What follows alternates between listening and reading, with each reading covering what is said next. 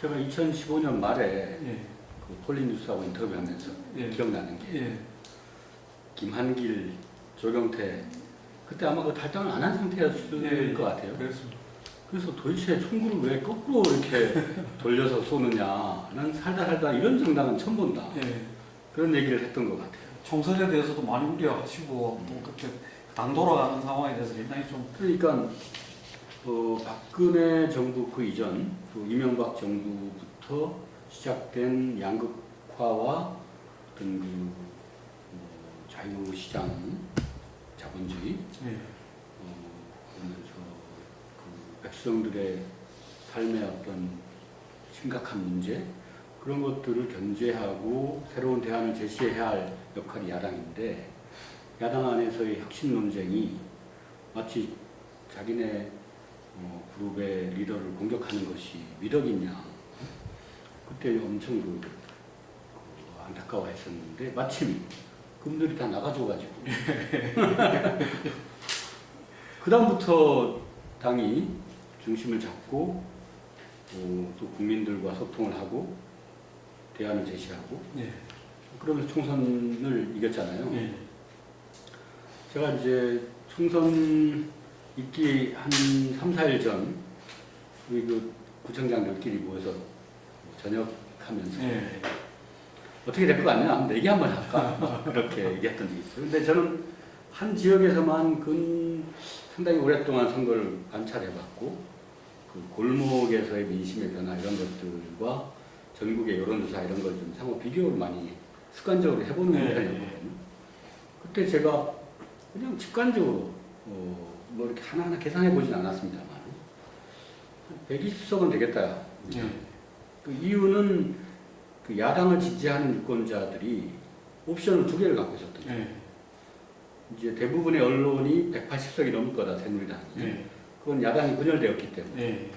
근데 이제 유권자 입장에서는 2개의 옵션이 있었던 거예요. 지역구 투표와 비례대표 예. 투표. 그래서 이제 어떻게 보면은 맞이한테는 지역구 주고 예. 막내한테는 미래를 위해서 비례를 주고 예. 그런 어떤 합리적 선택이 가능할 수 있겠다 그런 생각을 했고 그 다음에 주요 언론들이 수도권을 위주로 해서 최소 50에서 60석의 그 경합지역이 있다고 분석을 하더라고요. 예. 근데 이제 과거의 경험에 비춰보면 경합지역은 뭐 5대5로 나눠놓은 거의 없더라고요. 거의 8대2로 넘어지지. 그 힘의 균형추는 실정에 대한 비판으로 이미 야권에 와 있다고 저는 판단했습니다. 예. 그래서 총선은 어떻게 보면은 여당의 전략 실패, 뭐 소위 무슨 김무성의 옥새 들고 나르시나 뭐 그런 것에서 예. 대부분 여당이 진 게 아니냐 이렇게 분석하는 시각이 그렇게 과학적이진 않다고 봅니다. 네.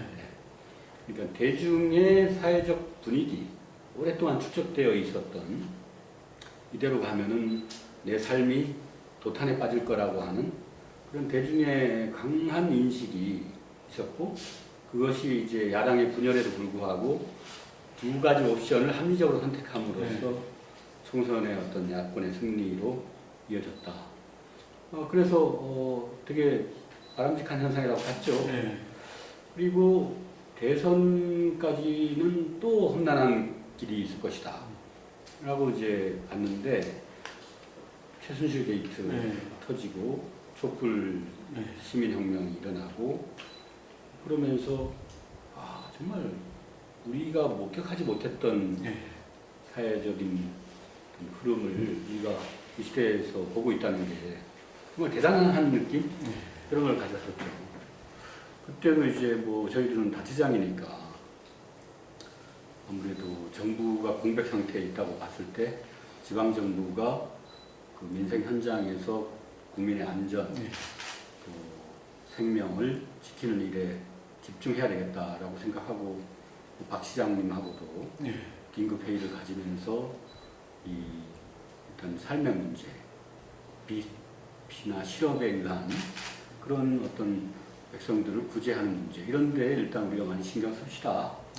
그렇게 하면서 집중을 했는데 개인적으로는 또 주말마다 촛불 들고 나갔고 또 당 안팎의 여러 토론과 전략에 대한 논의에 직간접적으로 참여를 해서 이거는 뭐 어설픈 무슨 타협책으로 해결돼서는 안 되는 일이다. 저는 뭐 국회에서는 탄핵을 추진하고 시민들은 촛불을 들고 언론은 뭐 비판과 폭로와 그래서 할 수 있는 모든 역량을 다 동원해서 이 세상을 바로잡는 쪽에 전력을 기울여야 되겠습니다.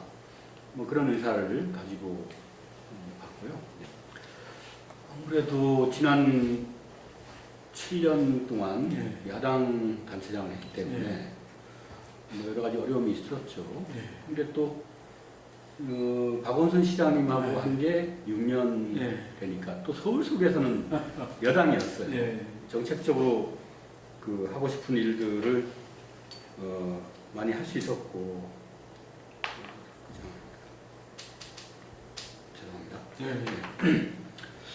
근데 이제 그 제가 뭐 서울시에서 새롭게 저희하고 같이 해왔던 마을 공동체, 사회적 경제, 주민 참여 제도 그런 것들을 하면서도 처음에는 참 재밌었어요. 새로운 일을 할 수 있고. 근데 이것이 우리 주민들의 삶에 미치는 영향의 정도가 우리 워낙 중앙 집권화되어 있는 나라이기 때문에 매우 그 적은 비율이다. 그러면서 약간 그 허탈한 마음, 그러니까 거의 90%, 80% 이상이 중앙 정부에 의해서 어떤 삶의 기준들이 반영됐는데 우리가 할 수 있는 게 몇 프로밖에 안 된다라는 거에 대한 상실감 그런 게 참 많았어요.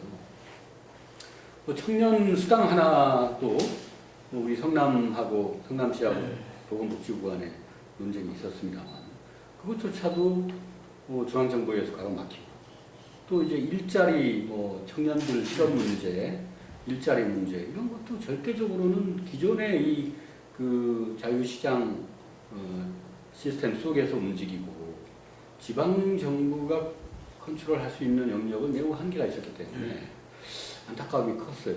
그래서 야 이거는 중앙정부, 지방정부 또 주민 생활 단위가 삼위일체가 되어서 변화를 해도 쉽지 않은 싸움인데 참 이게 힘이 푹 차구나 하는 걸 느꼈는데 이제 새 정부가 지방 분권을 공약으로 제시를 하고 생활 정치를 대대적으로 펼쳐나가겠다 해서 뭐 문재인 1번가? 이전에는 뭐 그 문재인 1번가였고 지금은 광화문 1번가였는데 그렇게 이제 생활 공감 이슈들을 주요 정책으로 반영하고 있기 때문에 그 이전보다는 훨씬 더 효율적으로 주민들 삶을 개선하는 일에 나설 수 있을 것 같습니다. 근데 이제 기대가 크면 실망도 크다 이런 말이잖아요. 빠른 시간 안에 우리 경제를 성장시키고 또 양극화를 해소하고 또 뭐 가계부채나 이런 문제를 금방 해결할 수가 없잖아요. 그거는 시스템의 노력인데 그리고 뭐 김종필 씨가 이런 말을 했더라고요. 씨를 뿌리는 놈은 따로 있고 거두는 사람 따로 있다. 그게 이제 정치는 실업 무언가를 이렇게 저 실을 거두는 일이 아니라 허업이다. 이런 말을 해서 그게 공감이 가더라고요. 지금 시스템을 개혁하면 그 성과가 일정한 시간을 경과한 후에 나타나기 때문에 그래서 그때까지 기다리는 훈련 그것이 좀 필요하다. 그런데 이제 적어도 백성이 심각한 위기 단계에 빠졌을 때 긴급 구제를 하고 그들이 다시 일어설 수 있도록 정부의 역량을 거기에 집중하는 것. 그리고 장기적으로 시스템을 개혁하는 것. 이 두 가지가 동시에 가야 된다고 봅니다. 그래서 지방정부는 긴급 구제를 하고 중앙정부는 장기 플랜을 가지고 시스템을 개혁하는 쪽으로 역할 분담이 필요하다. 그렇게 보죠. 문화는 사실 그 우리가 너무도 이제 성장 패러다임에 빠져서 2000년대 대부분 선거 공약들이 뭐 나오는 단어가 명품 도시 그런 게 많았어요. 예. 강남 같은 명품 도시를 만들자. 뭐 이런 게 주로 MB 시대의 키워드였죠. 예. 그 어떻게 보면은 뉴타운도 뉴타운. 제외되고 어떤 과다한 비이성적 과열이었죠. 뭐 빚내서 직사자. 근데 그게 이제 2008년 세계 금융위기 예. 종말을 맞이했고, 그 다음에 이제 박근혜 씨가 가족 행복 시대였나요? 예. 무슨 성공 시대인가 행복 시대를 열겠다고. 국민 행복 시대. 예. 근데 진짜 그 박근혜 가족의 행복을 추구하다가 패망한 게 아닐까. 국민들은 더 깊은 절망에 빠졌고. 근데 이제 우리가 뭐 자활 사업, 또 사회적 안전망, 기초생활수급자, 기초연금, 어르신들, 일자리 이런 걸 챙기는데 그걸 기존의 그 시장 자본주의적 관점에서 접근하면 그냥 100을 투자하면 뭐 50이나 건지면 다행인 것 같아요. 근데 저는 공동체적 마인드 혹은 뭐 인문학과 문화적 마인드로 접근을 하면 100을 투입하면 그 이상을 만들어낼 수 있는 것이 우리 국민이다 이렇게 봤어요. 자활 사업이라는 게 있습니다. 이제 기초생활수급자들 중에 근로 능력이 있는 분들은 자활 그 기업을 만들어서 일을 합니다. 그런 분들한테 인문학 교육을 가장 우선적으로 진행을 해요. 우리가 못나서 이런 걸 하는 게 아니다. 자존감을 회복을 예. 시죠.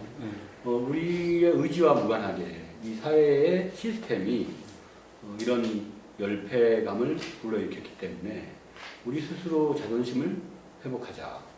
그리고 기회는 얼마든지 있기 때문에 노력해서 기회를 창출하자. 그런 쪽으로 그 인식의 어떤 전환을 전제해서 사업을 펼쳐야 그들이 지속 가능한 이 시대의 주인이 될 수 있는 것이다. 그리고 또 지역에 대한 어떤 관점도 은평구가 사실 그 신혼부부들이 많아요. 그리고 어르신 인구가 서울에서 제일 많습니다. 그 얘기는 뭐냐면 집값이 상대적으로 싸다는 거예요. 그러니까 못 사는 동네라는 식으로 어떻게 보면 아까 그 강남 명품 도시를 비전으로 제시하면서 우리는 못 사는 동네다. 이거는 우리의 자존심을 심각하게 훼손하는 일뿐만 아니라 사실을 왜곡하는 것이다. 우리는 서민과 중산층이 살고 있는 기회를 가진 도시지. 누군가를 뭐 이렇게 뭔가를 추구하다가 패망한 사람들이 모인 것도 아니고. 그래서 우리 지역에 대한 아이덴티티, 자긍심 이런 거를 갖는 것은 문화다라는 생각을 했죠. 그러면서 우리 뭐 한문화 특구를 이제 한옥마을 쪽에 만들고 금성당 같은 그 유구한 어떤 역사 자원을 샤머니즘 박물관으로 이제 만들고, 그리고 이제 북한산 주변에 아주 많은 역사 문화재 유적지들이 있어서 그걸 다 스토리텔링으로 엮어서 우리 지역 사회 주민들에게 특히 자라나는 청소년들한테 지역 탐방 프로그램을 만들기도 하고, 또 문화재단을 이제 조만간에 출범을 시키는데 그 상시적인 문화 역량을 키우는 재단을 이제 설립하는 단계까지 왔어요. 누리축제라고, 우리 축제 같은 경우는 은평누리축제, 그걸 7년 전에 처음 썼거든요. 새누리당 사람들이 그거 저작권도 안 내고 누리라는 말을 빼가서 좀 안타깝긴 했는데, 그 누리축제를 통해서 엄청나게 많은 민간 문화 활동가를 키웠어요. 거기다가 이제 작년에 최종 연기가 됐습니다만 한국문학관 유치 활동이 아주 뜨겁게 전개가 됐거든요. 그러면서 우리 지역에 예전에는 주로 문인들이 활동했던 주 무대가 근대 때는 명동이나 종로였잖아요. 거기서 가까운 거리에 아주 자연이 아름다우면서 또 이렇게 집값이 좀 저렴한 그런 은평구 기자촌이나 이런 곳에 많은 문인들이 거주를 했었더라고요. 6.25 때 직전까지는 정지용 시인이 녹건동에 살았었고, 그 우리나라 대표적인 분단 문학 두 거두가 이호철, 최인훈 두 분이 다 통일로를 끼고 사셨고, 또 숭실학교 윤동주가 다녔던 학교가 평양에서 지금 은평구에 와 있고 그런 우리 마을 속의 그 문학의 이야기들 이런 것들을 저 지역 주민들과 함께 나누면서 우리 지역은 정말 이렇게 옛 선인들과 또 시인들, 작가들의 숨결이 곳곳에 살아있는 곳이다. 그래서 우리 은평구에 대단히 자긍심을 가지고 살자. 이런 이제 캠페인 속에서 이제 문화를 강조했던 거예요. 그러면서 이제 그 협치라고 하는 그 구정 패러다임을 민선 6기 들어서면서 적극적으로 이제 제시를 하고 있는데 우리 은평구는 협치를 톱다운 방식으로 한 게 아니고 이미 이제 시민사회 기반이 많이 성숙되어 있었어요. 그 기반을 토대로 해서 그 서울혁신파크도 만들었고 또 사회적 경제 허브센터도 만들었고 또 그 협치를 위한 그 준비 모임도 시민사회 중심으로 구성을 해서 우리 구청하고 같이 이제 구성을 해서 이제 7월 1일자로 협치문화국을 이제 탄생시킵니다. 그래서 이제 협치라는 것이 그냥 어떤 소통의 양상이 아니고 저는 아주 우리는 높은 수준의 정책적 협치로 올라왔다라고 보고 있습니다. 대부분 우리가 추진하고 있는 정책들이 공무원의 탁상에서 나온 것이 아니고 시민들의 생활과 삶의 현장에서부터 올라오고 그걸 가지고 갑론을박하면서 가다듬어진 그런 정책들이다.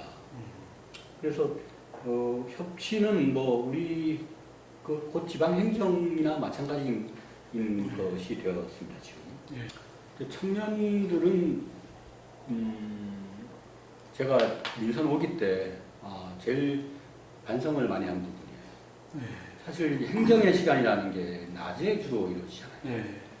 근데 청년들의 삶의 패턴은 낮에는 잘 보이지 않아요. 우리가 뭐 회의를 열거나 뭐 토론회를 해도 청년들 눈 씻고 찾아봐도 청년을 찾아보기 어려워요. 그들의 생활 패턴하고 행정의 생활 패턴이 달랐다는 것 때문에 그걸 이제 변명으로 내가 청년들한테 소홀하지 않았나 이걸 변명이라고 하나 이런 생각이 들더라고요. 민선 6기 들어와서는 발상을 바꿔보자. 청년의 시간에 우리가 들어가자. 그런 생각이 들었어요.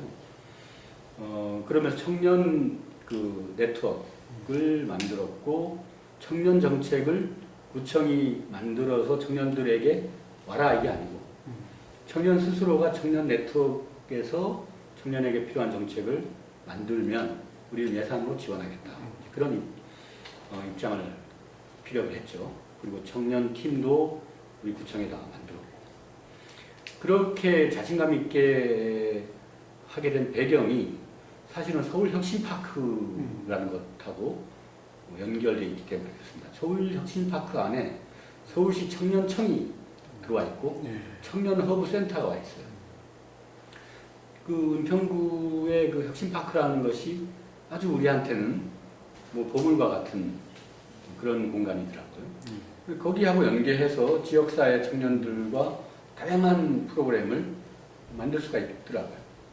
그래서 지금은 뭐 전통시장 청년 가게들을 유치를 해서 청년들에게 일자리를 제공하고 또 소비자들 입장에서는 전통시장이 이게 뭐 그야말로 늙으스레한 그런 사람들만 가는 그런 공간이 아니고 정말 활력이 있는 곳이구나 그런 식의 어떤 인식 전환을 불러일으키고 있고 청년 비그라운드라고 해서 청년들의 어떤 사회에 진출하기 위한 준비 공간, 또 취업을 위한 뭐 스터디, 그룹 스터디 같은 걸 할 수 있는 공간, 그 다음에 작은 청년 기업이나 사회적 기업들을 창업했을 때 입주할 수 있는 공간, 그런 것들을 지금 만들고 있어요.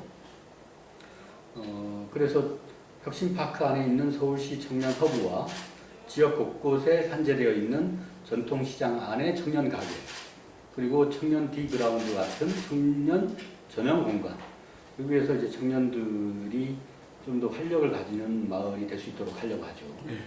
또 저는 이제 서울혁신파크에 많은 혁신 청년가들이 있어요.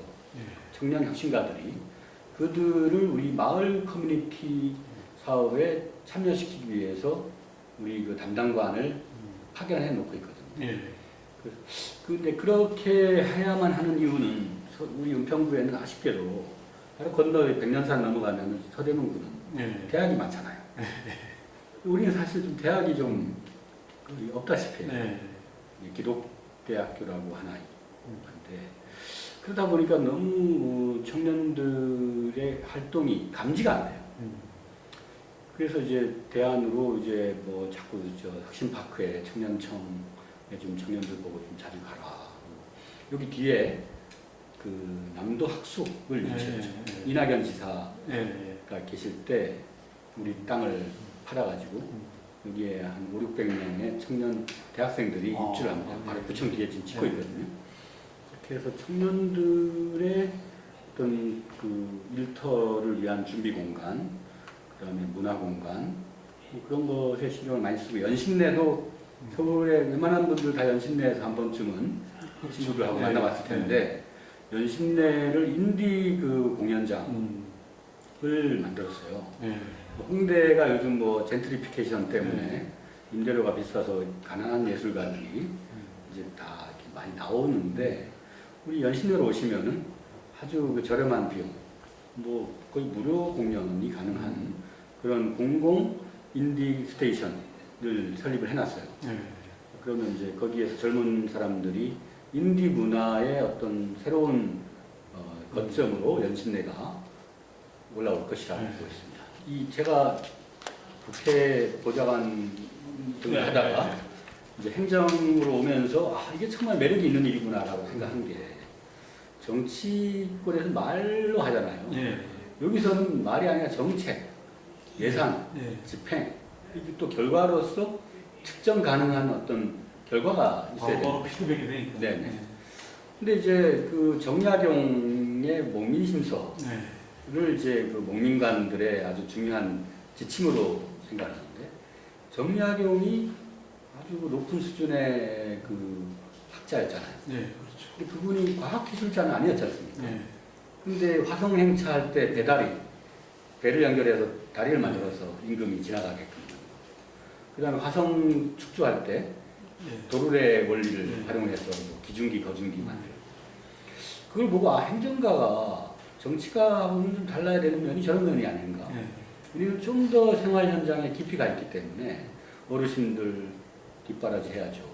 아이들 등하굣길의 안전을 챙겨줘야죠. 또 우리 집에 그 회사에 나가 있는 따님들이 귀가할 때 늦은 밤에라도 안전하게 오셔야 될 거 아닙니까?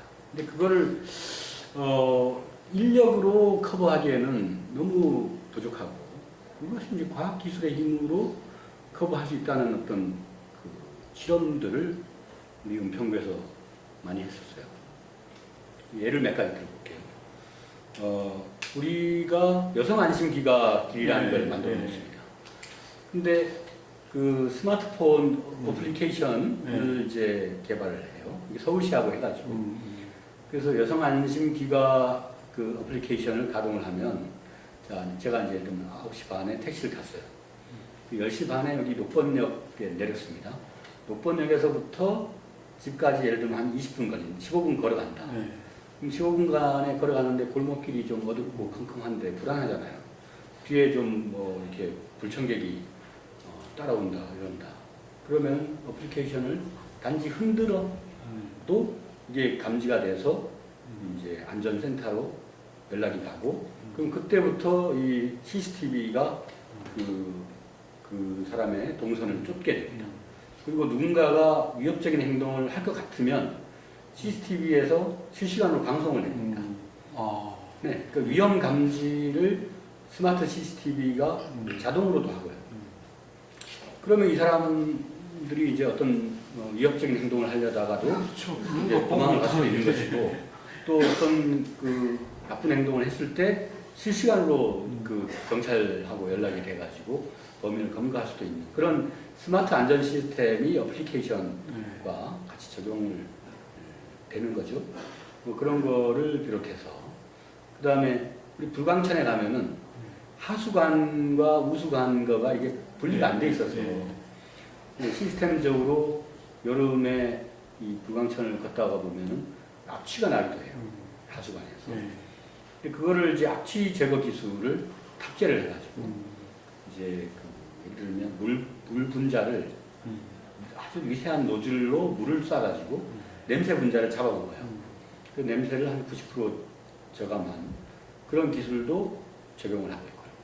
사물 인터넷 기술 같은 경우는 주차 관련, 어느 주차장이 비어 있는지를 센서를 부착을 해서 비어 있는 주차장 어플리케이션에 표시가 돼서 주차를 할 수 있도록 한다. 뭐 그런 새로운 사물 인터넷 기술, 센서 기술 뭐 이런 것들을 행정에 접목하면 보다 저렴한 비용으로 더 높은 효율을 가질 수가 있죠. 그래서 제가 과학기술 접목 행정을 3년 전부터 강조를 했고 우리 은평구는 테스트 베드 도시가 되자 뭐 각종 벤처기업이나 연구소 이런 데서 새로운 신기술이 나왔을 때 본격적으로 상품을 출시하기 전에 은평구에 와서 실험을 하면 우리는 모든 조건을 구비해서 실험을 할 수 있도록 해드립니다. 한 예로 또 있어요. 그 요즘은 뇌파로 어떤 그 과잉 행동 장애 이런 걸 치유할 수 있는 기술도 세계적으로 막 나오고 그러잖아요. 뭐 인공지능 예를 들면 ADHD에 그 걸린 아이들한테 우리 보건소에서 뇌파 훈련 게임 장치를 도입해가지고 장기적으로 그 게임을 하면은 집중력이 매우 개선되는 그런 결과도 실험한 결과가 나왔어요. 뭐 이외에도 아주 많은 실험들이 있었습니다. 그리고 그것을 어르신 안전 이런 데 많이 투자를 하고 지금 어르신들이 이제 집에 혼자 사시는 분들 같은 경우는 갑자기 건강이 급격히 나빠졌을 때 옆에 누가 지켜주는 사람이 없잖아요. 대신에 이제 시계 같은 걸 보급합니다. 그럼 시계에 그 센서가 부착되어 있어서 하루의 행동 패턴이 다 이렇게 모니터에 기록이 되거든요. 근데 이분의 그 이전의 행동 패턴에 따르면 뭐 지금쯤이면 움직이셔야 되는데 움직임이 없어요. 그럼 그걸 일단 그 위험 이상 행동으로 보고 우리 그 복지사가 방문을 해서 긴급 구제를 할 수도 있고 그런 식이죠. 그리고 우리 저 북한산은 바위산이기 때문에 여름에 최근 한 몇 년 동안에는 사고가 없었습니다. 한 4, 5년 전에는 사고가 많이 있었어요. 그래서 북한산의 정상에 올라가면은 자동 수량 측정 장비가 있습니다. 10분간 15mm 이상이 오면은 그 상류에, 그러니까 산 꼭대기에, 그럼 그 아래에 하루로 갔을 때 그게 사람들이 뭐 이렇게 다리를 지나간다거나 했을 때 큰 물이 덮칠 가능성이 있어요. 그래서 그걸 사람이 인지해서 신호를 발사를 하면 시간이 걸리잖아요. 그렇죠. 그래서 자동으로 10분당 15mm가 넘어가면 자동으로 전파를 쏩니다. 그럼 밑에 이제 각종 위험 요소가 있는 곳에 사이렌을 울려요. 또 불광천에도 상류인 응암역 근처에서 이 수량 측정 장비를 탑재를 해가지고 거기에서 이제 예를 들면 뭐 몇 미터 이상 물 깊이가 올라가면 하루로 아주 비상 방송을 때릴 수 있는 준비가 되어 있습니다. 뭐 그런 거를 단연간 하다 보니까 이제 스마트 안전 분야에 이제 과학 기술을 많이 탑재를 하고 있어요. 주로 사물 인터넷이라든가 인공지능 같은 경우는 이제 초기 단계이기 때문에 여러 군데에서 다 실험이 이루어지고 있는 것 같아요. 요즘 우리가 개발하고 있는 것은 여러분들 그 대형 폐기물, 집에 뭐 가구라든가 침대라든가 그런 거를 이제 배출할 때 동주민센터에 그걸 이제 가지고 가거나 해서 뭐 이게 스티커 붙이고 인지 스티커를 붙여가지고 그게 상당히 복잡한 과정이잖아요. 특히 이제 연약한 노인들이나 이런 분들은 그걸 들고 왔다 갔다 하는 것도 사실 고역이고 그래서 이제 그걸 인공지능으로 카메라로 찍으면은 인공지능이 그것의 크기 또 그것의 어떤 그 제품의 성질 그런 거를 자동 판별해가지고 여기서 이제 이게 뭐 500원짜리 인지가 필요하다고 거기서 이제 인터넷으로 출력을 하게끔 하는 그런 시스템도 지금 우리가 개발에 착수해 있어요. 이건 다 보이지 않는 일들인데 저는 그게 참 너무 재밌더라고요. 4차 산업혁명을 네. 어디에 적용을 해야 되느냐? 지역에 적용을 해야 돼요.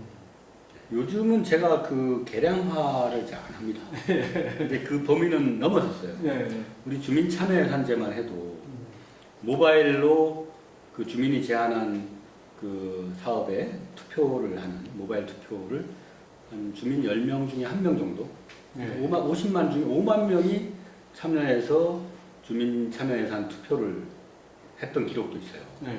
이게 우리나라에는 전무후무한 기록입니다. 네.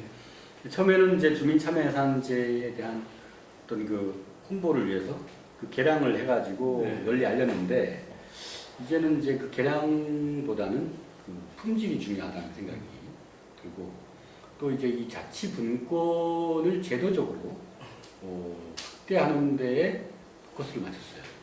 그래서 제가 이제 자치분권 회의, 네. 전국 회의의 사무총장을 맡고 있거든요. 네. 자치분권은 입법 사항입니다. 더불어 재정이나 인사나 자치단체의 권한을 확대하는 쪽으로 가야 되는데 그래서 이제 그런 쪽에 노력을 많이 기울여 왔고 그러면서 은평구의 성과들을 좀 더 이렇게 전국에 알리고 뭐 그랬죠. 결론은 뭐냐면 골목이 바뀌지 않으면 대한민국 바뀌는 거 마짝 도루묵이다. 아래로부터의 변화가 축적돼야 전체 대한민국의 변화가 가능한 것이지. 정치적 상부 구조. 우리 노무현 대통령, 뭐 김대중 대통령 10년 했지만 민주주의라는 어떤 제도 그 틀을 많이 바꿨잖아요. 아주 수평적으로. 그런데 그 어떻게 보면은 민생, 그 밑바닥의 아래로부터의 축적된 변화가 공고하지 못했기 때문에 금방 무너졌지 않습니까? 그래서 지금 새로운 대한민국을 만들어 나감에 있어서는 골목 단위, 지역 단위의 주민들의 생각, 삶의 어떤 그 구조 이런 것들이 변화하도록 그 모든 국가의 역량과 재정 이런 거를 마을 단위의 재생과 활성화에 집중해야 된다. 그렇게 보고 있습니다. 네, 산세마을이 이제 시작 단계에서 주도권을 가지고 뭐 언론에도 많이 알려지고 그러면서 이제 주변으로 많이 퍼졌어요. 여기 녹번 응암 밀동 저쪽에 산골 마을, 여기는 에너지 자립 마을로 상당히 또 한참 그 주로 어르신들이 살았고 어느 누구도 찾아오지 않던 동네였는데 상당히 많이 활력이 생겼습니다. 그리고 뭐 불광동의 수리마을, 또 역천동의 그 토정마을, 뭐 이런 식으로 이제 그 주거 재생지가 계속 확대되고 있고 최근에는 이제 불광 이동 향림 마을, 그다음에 이제 수색의 구름다리 햇빛 마을, 또 응암 3동도 이제 그 도시 재생 희망지 사업에 선정이 됐습니다. 그래서 이제 아마 서울에서는 이 도시 재생 사업이 제일 잘 활성화되고 있는 지역 같아요.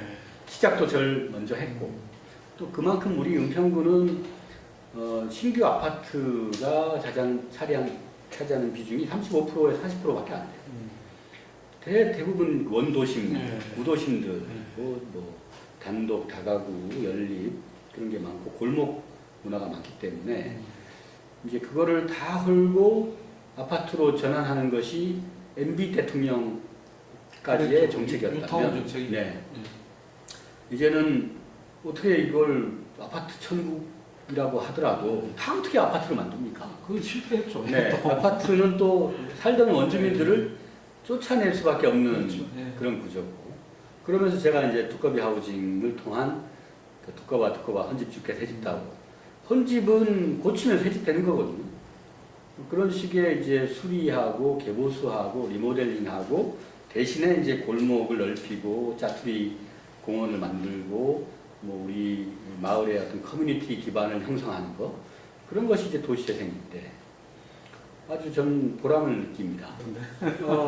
저는 뭐 이 도시재생 뉴딜 그 공약이 만들어지는데 상당한 역할을 했다 이렇게 자긍심을 느끼면서도 이걸 우리가 그동안 하면서 느꼈던 부족함 이런 것들을 시행착오도 있고 네, 부- 상당히 좀 부족함도 보완을 해야 있고. 되겠다. 네, 그래서 제가 오실 때 이제 우리 그 폴리뉴스에 내가 네. 이 아이디어를 최초로 좀 적극적으로 얘기를 해야 되겠다. 네. 이렇게 생각했어요. 사실 뉴딜이 그 대공황 때 네.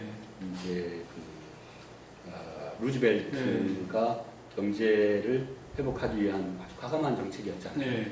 그게 이제 도시재생 뉴딜이라고 붙인 것은 작금의 경제 위기, 일자리 위기, 공동체 위기를 네. 극복하는 그런 어떤 과감하고도 적극적인 정책이다. 라는 뜻으로 이제 뉴딜, 참조네요. 네, 뉴딜을 붙였고, 도시재생은 서울시에서 그동안 뉴타운 대안으로 한 5, 6년 동안 준비해왔던 사업입니다. 근데 이제 최대 문제가 4대강이나 무슨 뭐 고속도로 건설이나 이런 거는 토건 회사들이 하잖아요. 막대한 금융을 기반으로 밀어붙여서 가는데 이 도시재생은 주민들이 주도해야 돼요. 근데 주민들은 비전문가잖아요. 또 조직되어 있는 조직의 결합 정도도 낮고 뭐 기업이나 이런 형태로도 잘 안 돼 있고 기업 형식으로 되어 있는 게 우리 그 두꺼비 하우징 사회적 기업 성북구가 뭐 마을 복수 네. 네, 뭐 몇 개야 없어요. 네. 제가 이제 그 이전에 김수현 서울 연구원장 할 때, 이게 도시 재생 그 자체에 대한 그 연구 작업에만 몰두하면 안 된다. 뉴타운 재개발의 출구하고 연결해야 된다. 나오는 그 출구가 매우 좁아요. 네. 지금 그 뉴타운에서 해제를 하려고 네. 해도 매우 좁고 좁게 나왔는데도 나온 다음에 아무것도 없어요. 그럼 나올 수 있겠습니까? 그러니까 이제 출구를 넓히고 나와도 야 이런 대안이 있어. 그걸 서로 이제 연결을 해야 된다. 그러고 그러려면은 소비자 입장에서 약간은 식상하지만 그래도 대기업이 보증하고 있는 그런 방식의 뉴타운. 역시 나에게 이익이 오지 않고 대부분은 돈 가진 사람한테 이익이 가지만 가난한 사람 입장에서는 내 혼자서 어떤 선택을 하기보다는 대세를 추종하는 것이 조금은 생존력을 높일 수 있다라고 보고 그냥 뉴타운 재개발에 휩쓸렸던 사람들 이런 사람들을 새로운 재생 쪽으로 전환시키려고 하면 대단한 어떤 의식적 변화의 노력이 필요하다. 특히 마케팅 측면에서도 신뢰 가능한 주체라는 믿음이 있어야 된다. 어떤 물건을 살 때. 사회적 기업이라는 행태를 그렇죠. 그러니까 된다. 사회적 기업은 가치적으로는 좋은데 규모는 너무 작고 네. 뭐 금융이나 이런 면에서도 불안하고 그러니까 소비자 입장에서는 이거는 벤처 기업이 만든 건데 좋긴 해. 근데 이걸 써보지도 않았고 이게 광고도 뭐 잘 안 되고 이런 것 같아. 그러니까 손해 보는 줄 알면서도 기존 걸 선택하는 거죠. 네. 그래서 이제 저는 서울시에다가 SH공사가 큰 브랜드니까 SH공사라는 그 브랜드가 보증하는 수많은 작은 단위의 협동조합과 마을 기업, 사회적 기업들, 도시재생을 위한 기업들을 패키지로 패키지로 해서 브랜딩화해야 된다. 그래서 우리 두꺼비 하우징이 실제로는 청년 그 주택 프로젝트로 해가지고 다른 구에도 많이 진출하고 있거든요. 네. 그 빈집을 사서 개조해가지고 임대주택으로 내놓는. 그래서 이제 하고 있는데 너무 이런 단위가 취약해요.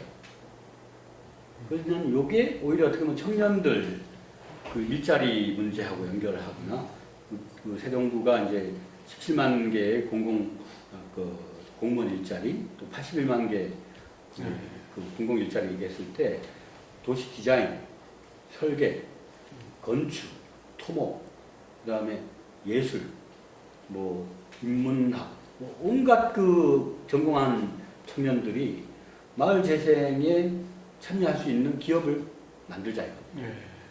그럼 그들에게 기업 공간을 제공해주고 그들이 그 학교를 다니면서 훈련한 그런 건축, 디자인, 인테리어, 뭐 에너지 뭐 이런 것들을 도시재생을 통해서 구현하자.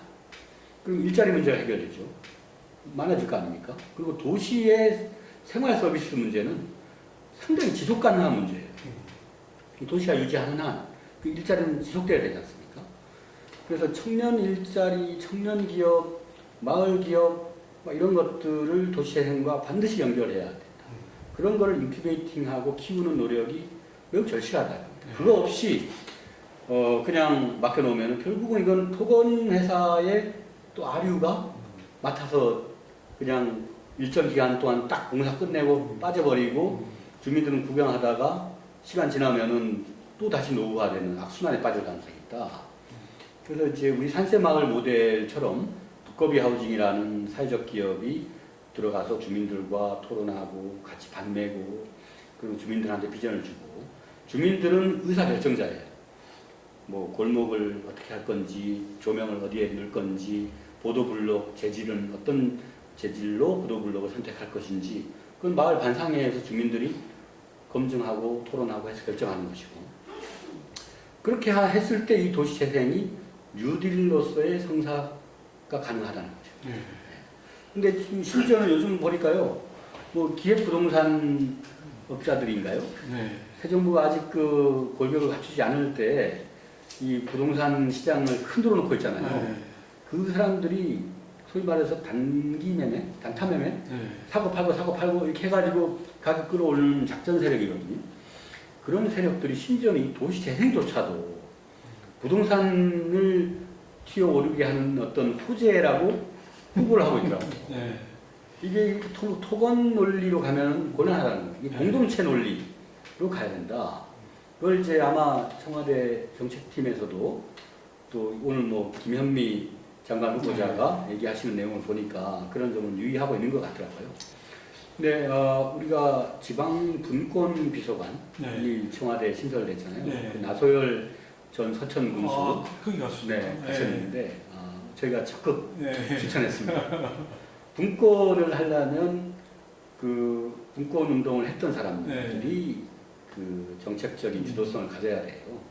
근데 지금 이전에 보면은 소위 중앙정부 부처 이기주의, 뭐 기재부를 중심으로 그 소위 말해서 선택과 집중이 필요했던 개발 도상 시대나 어떻게 보면 컨트롤 타워 기능을 해야 되는 기재부가 이 지금과 같이 다원화되고 또 아주 그 세상의 물결이 변한 시대에도 역시 컨트롤 타워를 하겠다고 그 권력을 쥐고 있잖아요. 그것과는 과감하게 싸워야 된다.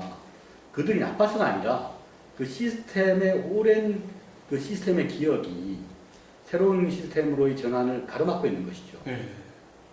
근데 이제 지방 그 초기에 제가 이제 보면은 그 문재인 정부까지 오는데 그 리더십의 공백, 또 사실 야당도 분란이 많았고 그랬지만은 그 야당을 체력적으로 지키게끔 만든 동력이 지방 정부에 있었다고 저는 보고 있습니다. 대표적인 게 박원순 시장과 또 민선 5기 때부터 사회적 경제 공동체 기반해서 이 지방을 이끌었던 단체장들, 그들의 생활 정치가 곳곳에서 자리를 잡았기 때문에 야당에 대한 수권 이미지가 올라갔다.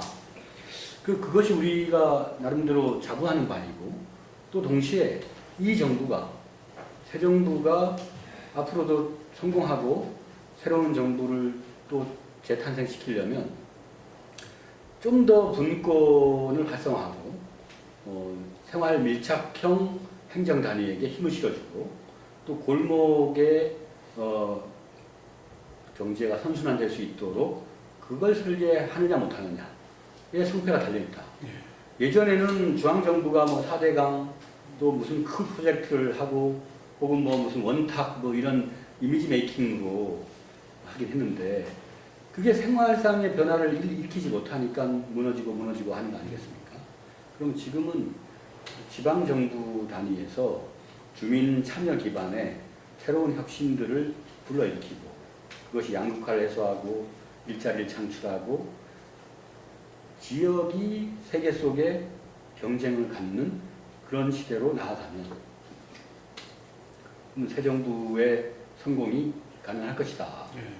그런 어떤 강한 소신들을 가지고 우리 지방의회 의원들 또 지방자치단체장들 노력하고 있고 대통령께서도 후보 시절에 지방 분권 공약을 하시면서 연방제 수준의 그 말씀을 직접 하셨고 또 헌법에다가 지방정부라는 걸 명시해야 된다. 네.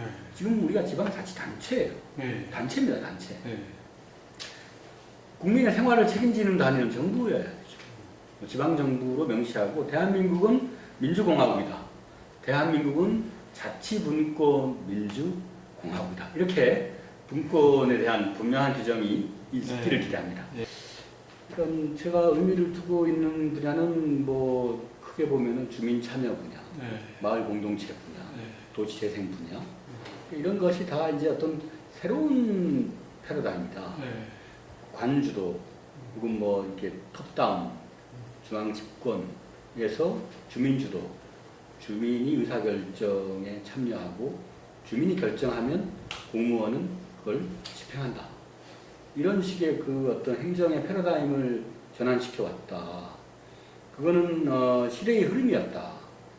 촛불 시민혁명도 저는 예를 들면 직접 민주주의적 욕구와 대의적 민주주의의 한계가 충돌한 것이다. 이렇게 보거든요. 대중은 이전보다 훨씬 더 많이, 훨씬 더 빨리 새로운 정보를 습득할 수가 있고 그 정보를 가지고 여러 커뮤니티 공간에서 소통을 하면서 의식의 확장이 일어나고 있죠. 세상을 바라보는 시각에 대한 확장도 일어나고 있고 근데 공무원이나 선출직 그 정치인들의 어떤 세계를 바라보는 시각은 과거의 경험에 기초하고 있어요. 네. 이 갭이 엄청 크거든요. 새로운 스타디를 못합니다. 정치인들. 너무도 이제 뭐 저만 해도 또 우리 지역의 정치인들만 해도 곳곳에 행사나 이런 데를 달려가야 되고 그렇잖아요. 새로운 문화를 습득하고 스타디하기에는 너무도 한계가 많아요. 그래서 저는 그 한계를 아예 인정해야 된다고 생각합니다. 내가 대중을 이끌던 시대는 지났다. 나는 그래도 대중과 많은 네트워크를 갖고 있어서 이 열린 귀로 대중들의 지혜를 받아서 그걸로 좀 더 효율적이고 바람직한 대중의 뜻을 관철시키는 그런 대리인이다.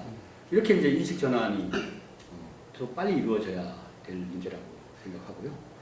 그런 차원에서 제가 이제 민선 5기, 6기 하면서 이제 나름대로 경험한 바를 좀 더 중앙정부가 제도화하고 분권을 아예 그 우리나라의 헌법적 가치로 자리를 잡게 하고 또 도시 재생을 통해서 도시의 구도심도 살만한 공간으로 탈바꿈하고 거기에 청년들의 일자리가 만들어지고 이게 제가 기대하고 바라던 세상이었거든요. 그 바라던 세상에 역시 저도 은평이라고 하는 아주 소중한 사람들과 계속 함께 하고 싶은 마음이죠. 예.